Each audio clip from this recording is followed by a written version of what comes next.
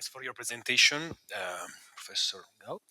And I would like also to thank the organizers for this wonderful conference and all of you for being here.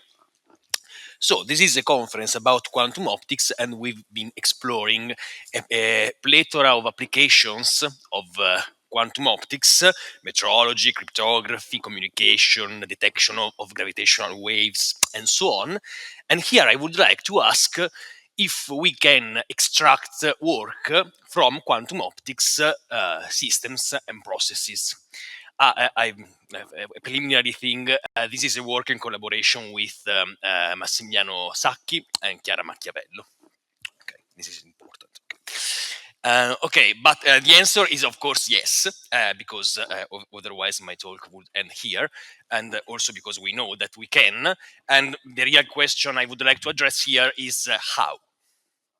Okay, so I'll just give some preliminary notion, which will be surely unsatisfactory, but then it will allow me to come to the framework of our work, where I'll then explain our results, and if I have time, I will address the specific case of second harmonic generation.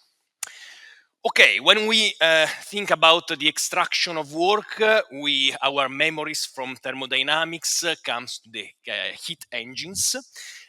This is in particular this process here. This cycle is an Otto cycle, which is a four-stroke cycle. I don't know if you remember. We have two isochore transformations.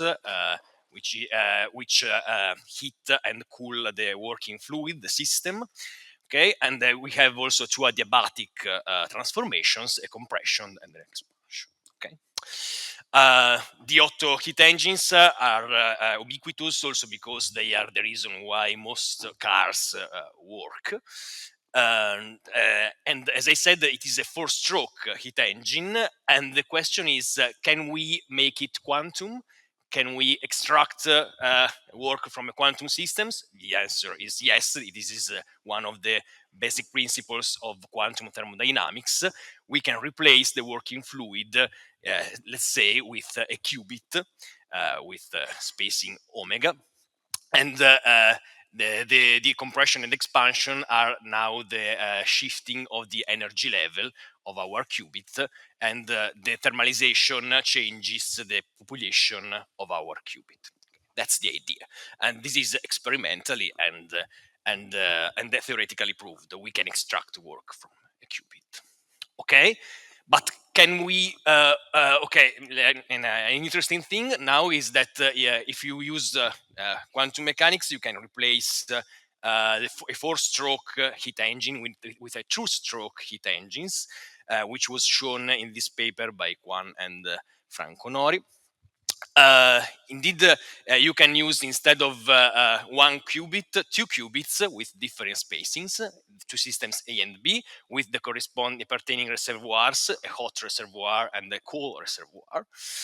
Then you can make them interact through a unitary evolution. Here I put the swap gate, but it does not have to be the swap gate, a unitary evolution, which may extract work. And then you disconnect the two systems and reconnect them to the pertaining reservoir. They thermalize, they receive QH, and the B system gives QC to the core reservoir, and then the cycle can start again and again and again. Okay, but can we do this with bosons? The answer is again yes. In particular, for instance, in this very nice paper by Massimiliano, he evaluated all the statistics of the work extracted from a two-mode bosonic system. So here we have two modes of two bosonic modes, and again, each one is coupled with the pertaining reservoir, a bath. And again, after in this moment, in this step, in this stroke, they are in a thermal state, a Gibbs state, because they thermalized with the reservoir. there they can interact through a unitary evolution, and Massimiliano here considered the swap gate, the evolution I mentioned before, which is, if you want, the same evolution of the beam splitter. We will call later in a few slides V11, okay? And after they have interacted and we have extracted the work, what does the swap do? The swap just changes the population from the system A to the system B. So if the population of A was with the one with the higher energy was more populated, now they are reversed. And this is the reason why you can extract energy. And then they are reconnected to the reservoirs, and the cycle can start again.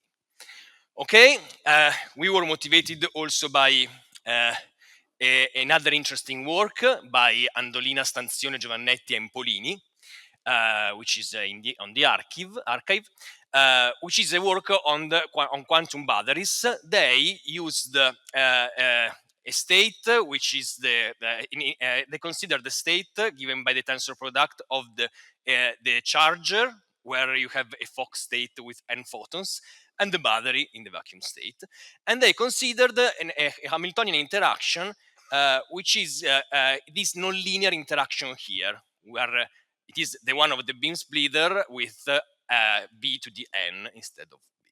Okay, and they found that with this interaction they could achieve the so-called genuine quantum advantage, which means that they could saturate through this quantum operation many some bounds imposed by quantum mechanics. Okay, so in the specific field of the batteries, they found that this interaction was very interesting and promising for the extraction of work. And so in our framework, which you can find also in this recent paper that we published, we considered the most general nonlinear interaction here that you can have in a quantum nonlinear optical process. Okay, which is the one where you have both the first mode and the second mode, which are considered at a certain order, nonlinear order. Okay, with a coupling theta. We call this polynomial coupling. Okay, to distinguish it from the specific case of the swap gate, where n is equal to m and is equal to 1. Okay, and our scheme is more or less the same as the one that I have explained so far. So we have our two bosonic modes coupled with the pertaining reservoirs. Then they are disconnected to the reservoirs, and the difference is just that they are coupled with the polynomial coupling. Okay, and then we can extract work. We here used the 2-point measurement scheme, which was introduced by Michele Campisi and others in this seminal paper. In the 2-point measurement scheme, you measure the energy just after the thermalization, so before the interaction, and after the interaction, and then you compute the difference of the two, and that is your average work. Okay, remember that at the beginning the two bosons are in Gibbs state. So here we have the tensor product of the two Gibbs states. They are uncorrelated. So we have beta. Beta is the inverse temperature. Z is the partition function. Okay. Consider that here we are working with natural units. So h bar is equal to kb is equal to 1. Okay. Note also that this polynomial coupling in general cannot be expanded formally, in the sense that the Hamiltonian, the pertaining Hamiltonian does not belong to a closed Lie algebra. So we had to expand it in series. And so here what we do in this work is an expansion up to, in this case, the second order of theta in the coupling. Okay, and if you do this, what you can see is that so you have an operational regime which depends on the nonlinear orders n and m. In the particular, you see that with respect to the swap, so this is the operational regime of a heat engine. Okay, so the ratio of the frequency is lower bounded by the ratio of the temperatures and upper bounded by the ratio n over m. Remember that we will call later this ratio n over m x max.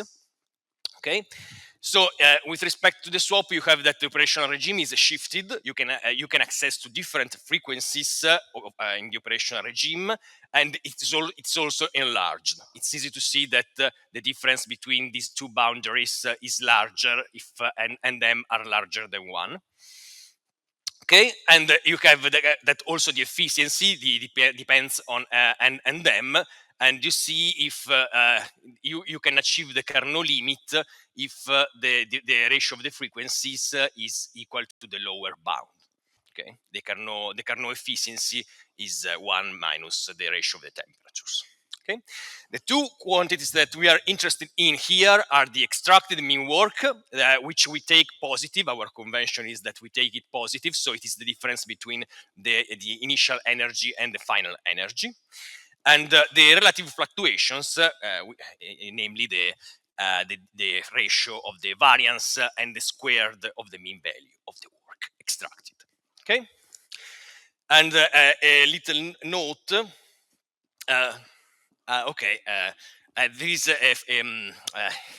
There is a problem when you expand at the second order in theta your evolution, because the distribution of work that you compute may not be normalized because of the expansion, and so to get it positive and normalized, we upper bounded the coupling such that the probability for every choice of the temperatures and the frequencies is always positive and normalized.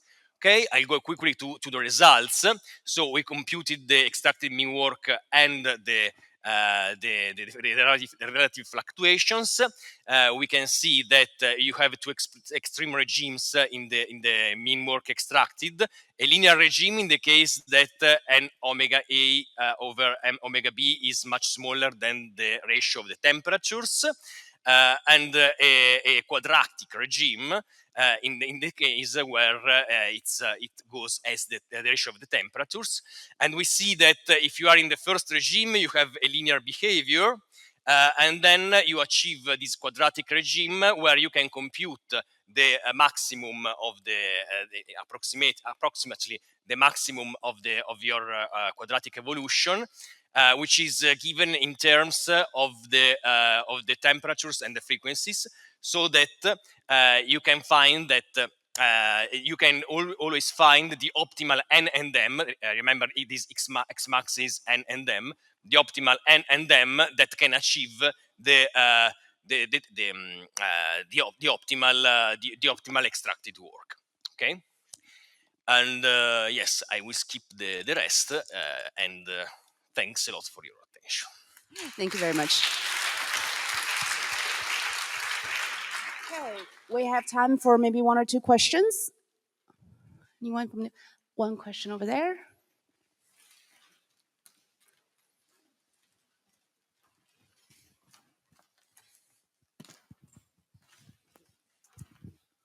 Thank you for this nice talk. Just a very, let's say, naive question.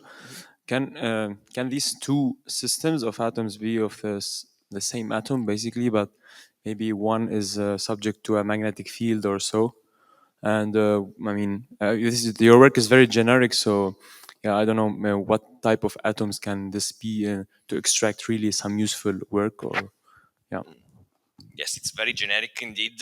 I was mainly thinking about photons, so you can make thermal photons, for instance, with an Arecchi disk, or you can create a thermal light, and you make it interact in a nonlinear crystal. But yes, also with atoms should work.